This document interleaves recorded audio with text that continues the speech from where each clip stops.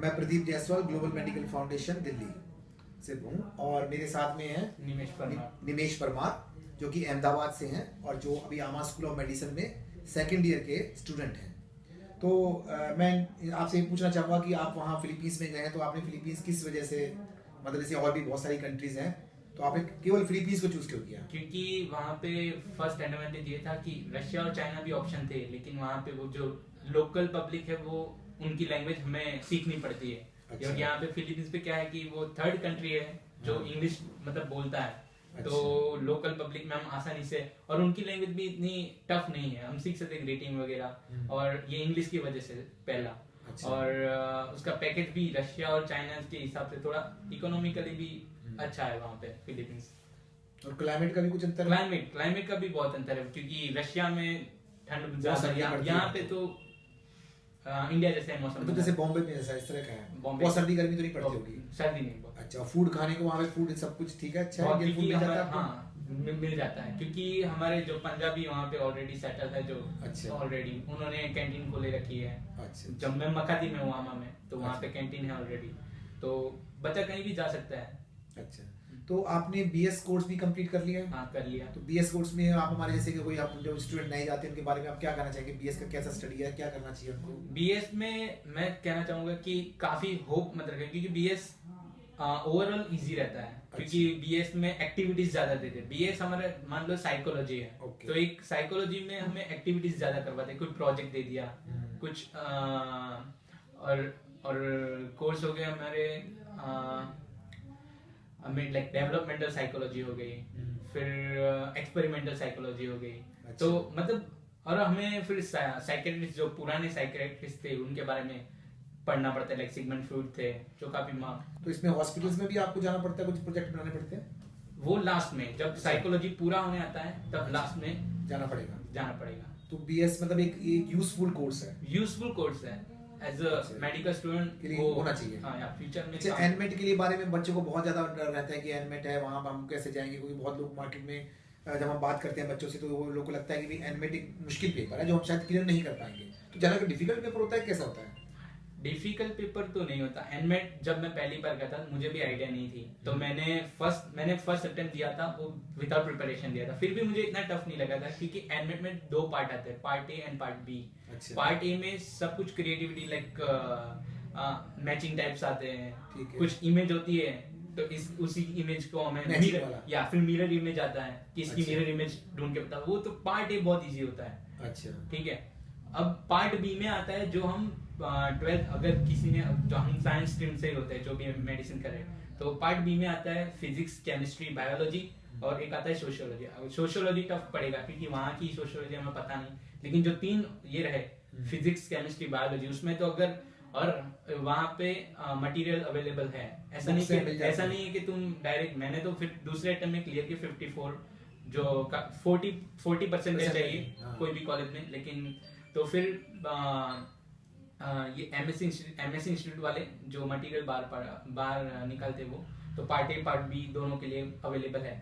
Physics, अगर बच्चों को होता है कि फिजिक्स बहुत टफ है, तो ऐसा नहीं है, मैंने पेपर रिव्यू किए हुए हैं, तो क्या है कि फिजिक्स के जो एमएससी के इंस्टीट्यूट है उन्होंने आगे अपने पहले मेथड दी हुई है, उसके बाद कुछ सम वगैरह दिए हुए हैं, तो वही के वही हर साल रिपीट भी होते हैं। रिपीट मतलब कैसे, वो सिर्फ चेंज कर देते हैं, नंबर्स चेंज कर देते हैं, लेकिन मेथड सेम रहती है। अगर मेथड भी तुमने ट्राई कर लिया, प्रैक्टिस कर लिया, तो फिजिक्स कवर हो जाए।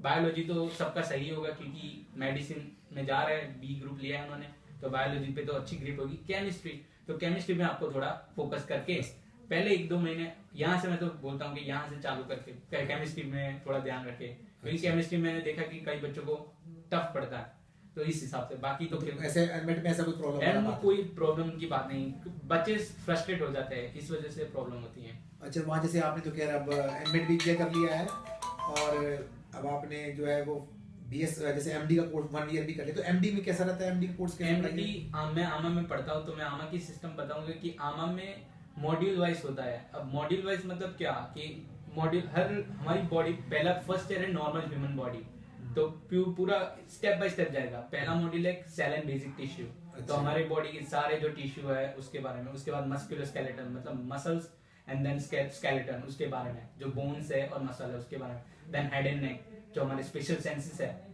हियरिंग, विजन ऑल, देन तो ये हमें स्टेप बाय स्टेप सिखाते हैं। और मॉड्यूल कैसा है कि मॉड्यूल में हर मॉड्यूल में पास होने के लिए 75% चाहिए, ठीक है। अब वो 75% बच्चा ये सोचता है कि मुझे 100 में से 75 लाना है, लेकिन ये बात नहीं है, तुम्हें हर एग्जाम में 100 में से 50 लाने हैं।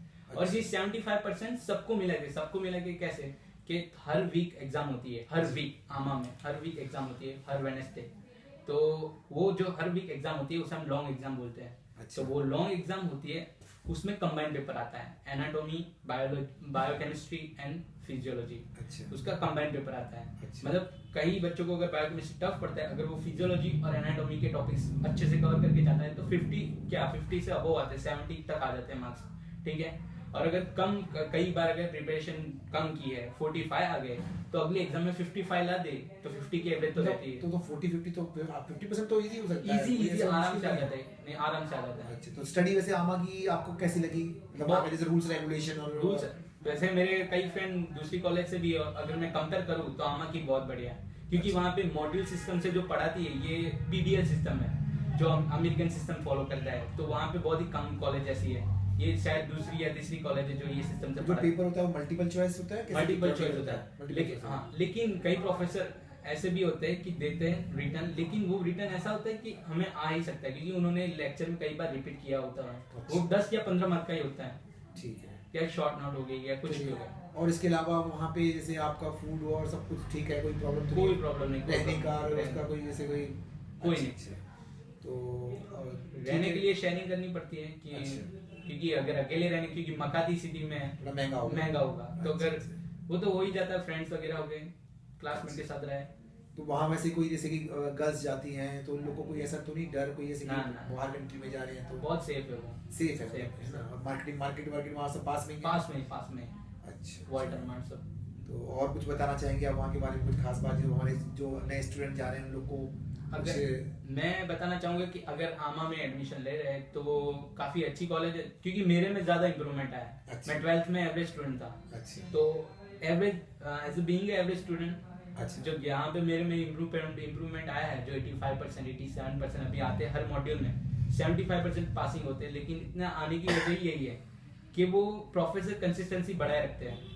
फिर आमा में एक और फायदा भी कि केस डिस्कशन वो करवाते हैं। केस डिस्कशन मतलब हमें कोई भी केस दे दिया और हमें सिर्फ डायग्नोसिस जान के लाना है, और वो डायग्नोसिस हमने कौन से बेसिस पे किए वो बताना है। अच्छा, ट्रीटमेंट अभी नहीं पूछेगी क्योंकि वो सेकंड थर्ड ईयर की बात होगी, लेकिन वो केस डिस्कशन अच्छी बात है कि हम अभी से हमें फीलिंग आती है डॉक्टर की तरह। अच्छा, तो बहुत अच्छा है। तो बाकी और स्टूडेंट्स कितने, कोई क्लासेस में जब बहुत ज्यादा स्टूडेंट तो नहीं है? नहीं, कितने स्टूडेंट्स मैक्सिमम हम जब मैंने फर्स्ट ईयर ज्वाइन किया था तब 26 थे, और एडमिशन हुआ तो 40 है अभी, स्टूडेंट हो जाते हैं, 40 तक हो जाते हैं, 40 से अब नहीं आते हैं। बाकी वहाँ के जो पढ़ाने वाले आपके जो प्रोफेसर लेक्चरर्स हैं वो कैसे? वो मेरी जो हमारी जो डीन है वो ये यूएस रिटर्न है, उन्होंने भी यूएस एमएलई क्लियर की हुई है और वहाँ से यूएस रिटर्न है। फिर जो कॉलेज सेक्रेटरी है वो न्यूरोलॉजिस्ट है, न्यूरोलॉजिस्ट है, जनरल सर्जन है, ऐसे डॉक्टर है हमारे। अच्छा, तो बहुत अच्छी बात है। नहीं तो स्टडी देखिए, आप हम तो भी चाहते हैं कि हम स्टूडेंट को यहाँ से भेजते हैं तो अच्छी पढ़ाई करे, है ना, तो आमा स्कूल ऑफ मेडिसिन इसके लिए बहुत ही बेहतर है मेरी नजर में। चलिए बहुत बहुत धन्यवाद आपका, ठीक है।